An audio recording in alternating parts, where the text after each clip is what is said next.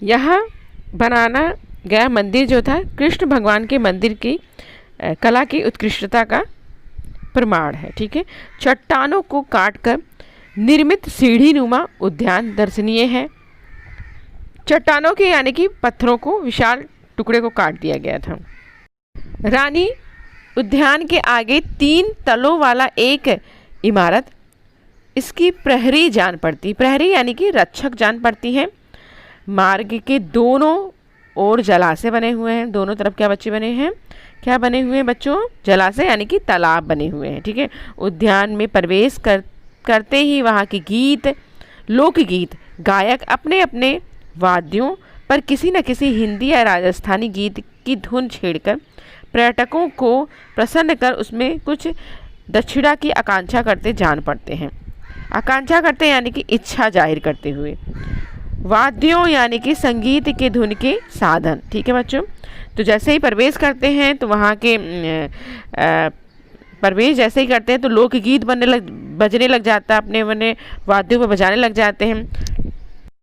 कहीं पे हिंदी, कहीं पर राजस्थानी गीत बजाए जा रहे हैं, धुन बजाए जा रहे हैं। ऐसा लग रहा है कि दक्षिणा की आकांक्षा लेकर वो लोग कर रहे हैं ये सारी चीज़ें। ठीक है, इच्छा है उनको ऐसी। आगे देख लेते हैं क्या है। रानी उद्यान की बाईं ओर पहाड़ी की एक चट्टान पर वहाँ के वीरों ने देवताओं की विशाल मूर्तियाँ बनाई हैं। विशाल यानी कि बड़ी मूर्तियाँ बनाई हैं। चट्टान को काटकर मूर्तियों को दर्शाया गया है। ठीक है, किसको काटकर, चट्टानों को काटकर मूर्तियाँ बनाई गई हैं, दर्शाया गया है। वहाँ दृश्य अनुपम है। मंडोर गार्डन के दृश्यों में अनुभूति हम मेहरानगढ़ किले की ओर बढ़ने लगे। अनुभूति यानी कि मुग्ध कर लेने वाला। ठीक है, जो शहर के मध्य से 400 फीट ऊंची पहाड़ी पर 20 फीट से 120 फीट ऊंची दीवार के परकोटे से घिरा हुआ है। परकोटा यानी कि घेरा है उसका। ठीक है, ये अंडरलाइन कर लीजिए, आपको क्वेश्चन पूछा जाएगा कितना फीट ऊंचा है, सारी चीज़ें हैं तो सारी चीज़ें अंडरलाइन कर लीजिए। ठीक है, इसका निर्माण कार्य 1459 में जोधाजी राव द्वारा कराया गया था। ये भी क्वेश्चन इंपॉर्टेंट है, किसके द्वारा कराया गया था, जोधाजी द्वारा कराया गया था। और कौन से सन में कराया गया था, तो सन भी आप लोग अंडरलाइन कर लीजिए। ठीक है, इसके परकोटे में जगह जगह भुजियाँ बनाई गई हैं। भुजियाँ यानी कि मीनार बनाई गई हैं। ठीक है, और इस किले में भव्य प्रवेश द्वार, जयपोल, लौह पोल और फतेह पोल बने हुए हैं। अंडरलाइन कर लीजिए प्लीज़ इस लाइन को भी। 3 पोल पूछे गए हैं, आपको बताना पड़ेगा आपको।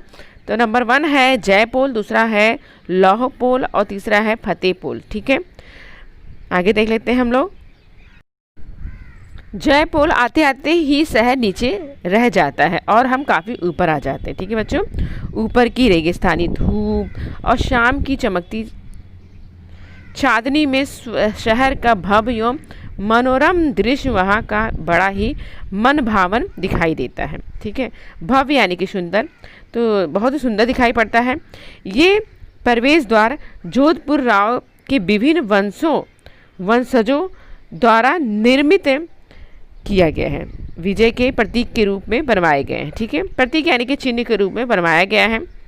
और द्वारों की दीवार पर जौहर करने वाली वीरगानाओं के हस्तचिन्ह भी बने हुए हैं। ठीक है, जौहर यानी कि सती होने वाली महिलाओं के, वीरगानाओं यानी कि वीर नारियों के हस्तचिन्ह यानी कि हाथों के निशान भी बने हुए हैं। कहाँ पर, दीवारों पर। ठीक है, द्वार की दीवारों पर। ठीक है, और मेन गेट पर ही ये सारे चिन्ह बने हुए हैं।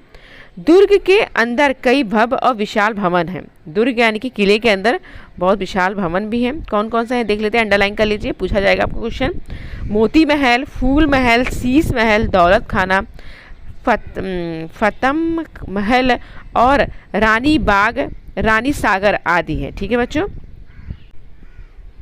कहीं बैठक खाना है तो कहीं दीवाने खास है। दीवाने खास यानी कि जहाँ राजा के विशेष दरबारियों का दरबार लगता है। ठीक है, विशेष लोग बैठते हैं। ठीक है, दीवाने आम, दीवाने यानी कि आम लोग, तो कहीं पर कला की प्रदर्शनी हेतु पेंटिंग्स एवं दरिया भी प्रदर्शित की गई है। प्रदर्शित यानी कि नुमाइश की गई है। ठीक है बच्चों, समझ में आ गया होगा ये पैराग्राफ भी आपको बहुत अच्छे से।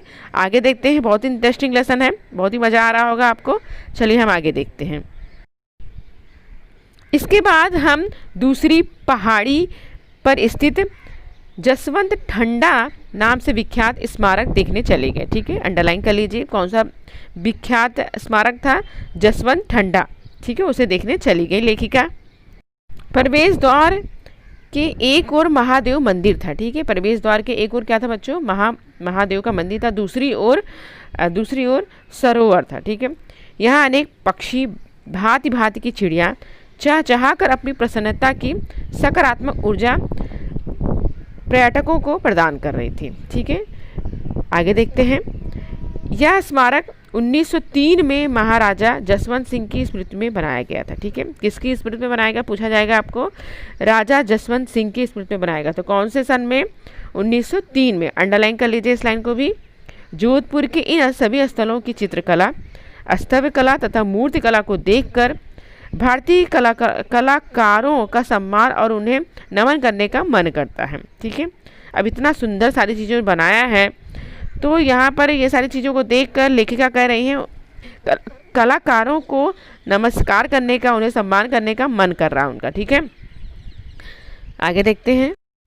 अब सूर्य भी अपनी किरणों की समेट अस्ताचलगामी हो गया था, यानी कि सनसेट हो रहा था। फलतः हमें भी अपने विश्राम स्थल की ओर बढ़ना था, रेस्ट करना था, थक गए थे वो लोग भी, तो उन्हें भी अपने डेस्टिनेशन पे जाना था, होटल पे जाना था। चलिए आगे देखते हैं हम लोग।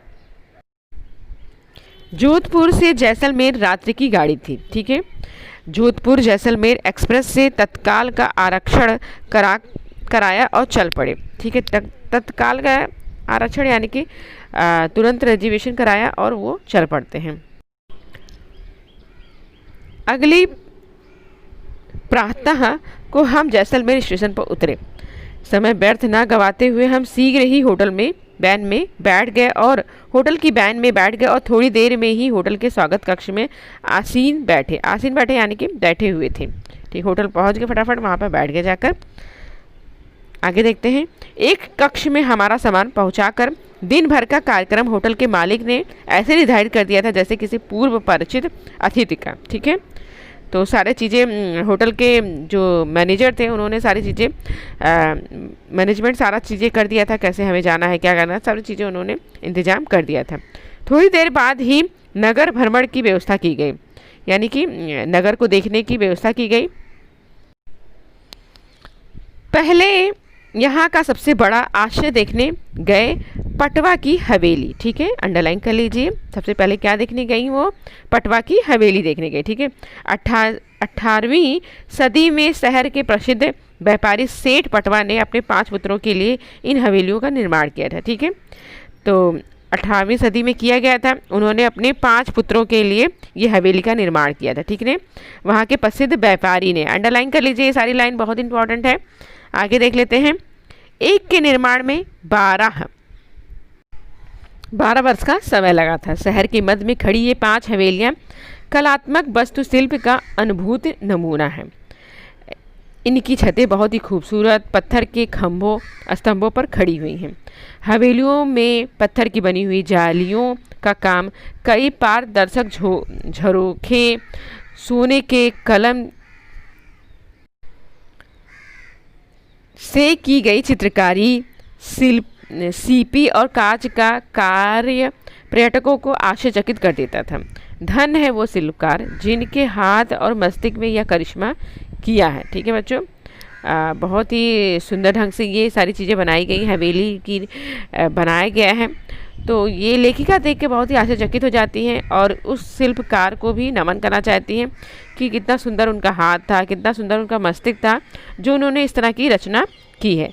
चलिए आगे देखते हैं हम लोग। आज ही सम का कार्यक्रम भी था। सम एक ग्राम है जो होटल से 11-12 किलोमीटर दूर रेत की चादर पर बसा है। इस सम ग्राम से 1.5-2 किलोमीटर पहले ही जीव हमें उतार दिया, जहाँ सारे रेगिस्तानी जहाज ऊँट अपनी सवारी की प्रतीक्षा कर रहे थे। प्रतीक्षा यानी कि इंतजार कर रहे थे। हम भी एक जहाज में सवार हो गए। डर भी लग रहा था, प्रसन्नता भी हो रही थी, उत्सुकता भी थी।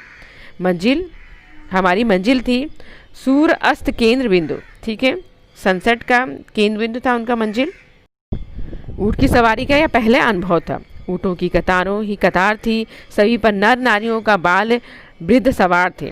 ठीक है, शायद सभी की हृदय गति वैसे ही धड़क रही थी जैसी हमारी धड़क रही थी, फिर भी रोमांचकारी और मनोरंजक था। कुछ ईंट अपनी सवारियों को गंतव्य तक पहुंचा कर लौट भी रहे थे। ठीक है, वापस आ रहे थे। यह रेत की मखमली गद्दे जिन पर उनके पग 5-7 अंगुल नीचे धंस जाते थे, किसके? ऊँट के। ठीक है, धंस जाते थे। और पंक्तिबद्ध ऊँटों की कतारें, पंक्तिबद्ध यानी कि एक के बाद एक। ठीक है, उन पर रंग बिरंगे पोशाकों में आसीन पर्यटक शायद अपने गिरने के भय से खोए दम साधे बैठे हुए थे। दम साधे मुहावरा है, अंडरलाइन कर लीजिए, सांस रोककर बैठना। ठीक है, देखते ही देखते हम देखते हैं आगे क्या होता है। बहुत ही इंटरेस्टिंग है, बहुत ही अच्छा लगा होगा आप लोगों को भी। ऐसा लग रहा है कि हम सच में राजस्थान, जोधपुर, ये सारी जगह पहुंच गए हैं और उनका